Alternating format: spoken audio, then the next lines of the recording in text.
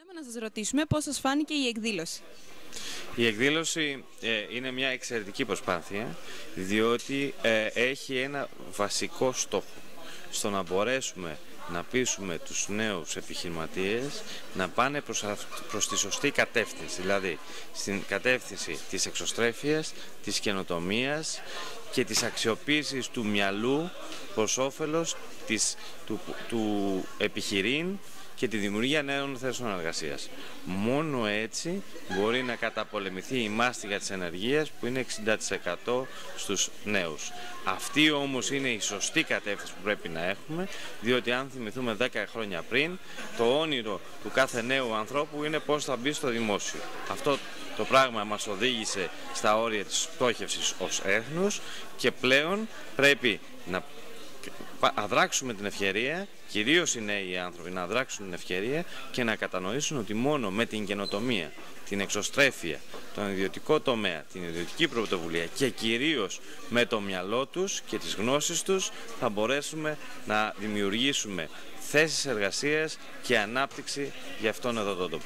Το σημαντικότερο που πρέπει να έχει κανείς υπόψη του είναι ότι η επιχειρηματικότητα και γενικά η δημιουργία νέων επιχειρήσεων είναι μια πάρα πολύ δύσκολη δουλειά που δεν μπορεί να πει κανείς με σιγουριά και ασφάλεια ότι θα πετύχει. Η στατιστική λέει ότι 1 στους 100 καταφέρει να φέρει θετικό και σημαντικό οικονομικό αποτέλεσμα. Άρα καλό θα είναι να αποφύγουμε το να κάνουμε τα λάθη του παρελθόντος, όπως δημιουργώντας προσδοκίες οι οποίες πιθανόν δεν μπορούν να ικανοποιηθούν. Γενικά η επιχειρηματικότητα είναι ένα σπορ για λίγους. Θέλει πάρα πολύ προσοχή, πολύ επιμονή, ιδιαίτερους χαρακτήρες και ικανούς ανθρώπους οι οποίοι μπορούν να αντέξουν στον χρόνο και στις δυσκολίες που θα συναντήσουν.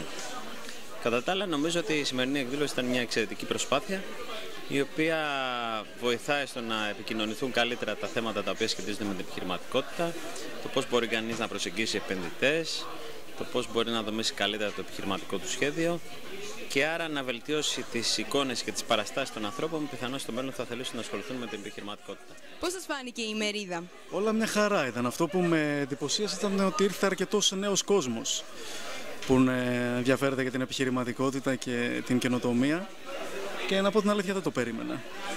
Έχετε να δώσετε μια συμβουλή σε όλους όσους ενδιαφέρονται να ξεκινήσουν ένα επιχειρηματικό εγχείρημα? Υπομονή και ατσάλινα νεύρα, αυτά. Πώς σας φάνηκε η ημερίδα σήμερα? Ήταν κάτι αρκετά ενδιαφέρον, πολύ χρήσιμο για εμάς τουλάχιστον που σκεφτόμαστε να ξεκινήσουμε κάτι καινούριο. Αρκετές χρήσιμες πληροφορίες από διαφορετικούς τομείς και πιστεύω ότι δεν θα πάει χαμένο τίποτα από ό,τι ακούστηκε εκεί μέσα. Πολύ ωραία. Πήρατε έμπνευση για κάποια νέα ιδέα ίσως? Νομίζω τουλάχιστον όπως το σκέφτομαι εγώ, η ιδέα υπήρχε από πριν, απλά τώρα αρχίζει λίγο και ξεκαθαρίζει το τοπίο σύμφωνα με κάποιες πληροφορίες που επιπλέον έχουν έρθει. Αυτό είναι πολύ ευχάριστο. Πώς σας φάνηκε η ημερίδα σήμερα? Είναι πάρα πολύ ενδιαφέρουσα, μπορώ να πω. Λένε πράγματα τα οποία δεν τα γνώριζα και ήθελα να τα μάθω τέλος πάντων για την νεανική επιχειρηματικότητα. Εντάξει, εμείς, ειδικά η δικιά μου σχολή είναι οργάνωση και διοίκηση επιχειρήσεων, οπότε είναι ένα αντικείμενο το οποίο με ενδιαφέρει άμεσα. Βέβαια, να πω την αλήθεια, κάποια από τα πράγματα, επειδή εμείς είμαστε πρωτοετής φοιτητές με την παρέα που έχουμε έρθει εδώ πέρα, σκέφτομαι κατά πόσο θα είναι ίδια από αυτά που έχουμε πει όταν θα βγούμε εμείς αργότερα στην αγορά. Αλλά και πάλι θεωρώ ότι είναι ιδιαίτερα χρήσιμο, γιατί π.χ. μπορώ να τα πω στους γονείς μου που έχουν επιχείρηση, να τους συμβουλέψω για κάτι, ή κάποιο φίλο μου που τώρα βγαίνει στην αγορά. Οπότε θεωρώ ότι είναι εξαιρετικά χρήσιμο αυτά που ακούσαμε σήμερα και από πολύ σπουδαίες προσωπικότητες του ελληνικού επιχειρήν. Υπήρξε κάποια ομιλία που ξεχωρίσατε? Μία που να ξεχώρισα συγκεκριμένα, της διευθύντριας της Eurobank, να πω την αλήθεια, ήταν μια ομιλία η οποία μου άρεσε ιδιαιτέρως. Βασικά επειδή μίλησε για κάποιους διαγωνισμούς, επειδή εμείς πήραμε μέρος π.χ. φέτος σε κάποιους διαγωνισμούς, δηλαδή είναι κάτι το οποίο σκέφτηκα ότι θα ήθελα από τον χρόνο να συμμετέχω. Και επίσης και το egging, ότι για ένα περιβάλλον στο οποίο μπορείς να πας, να σου δώσει χώρο, να σου δώσει ένα know-how, λίγο να σε βοηθήσει.